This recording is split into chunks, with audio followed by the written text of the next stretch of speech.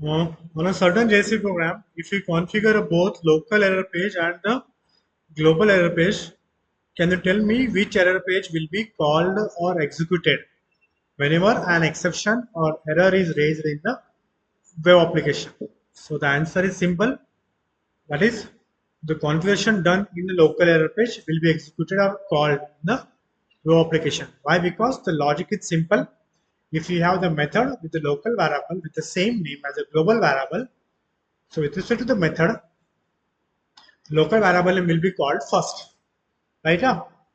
So this is simple answers, and I need not apply much more my brain or my need not take much pain. So let's see now. Now let's work with the now this page directive. Next we shall work with the include directive. So let me add here include directive. Include directive of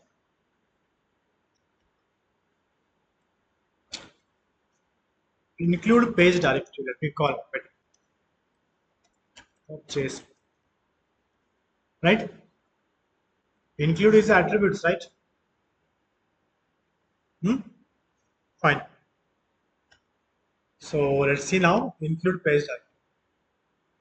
Include directive tag.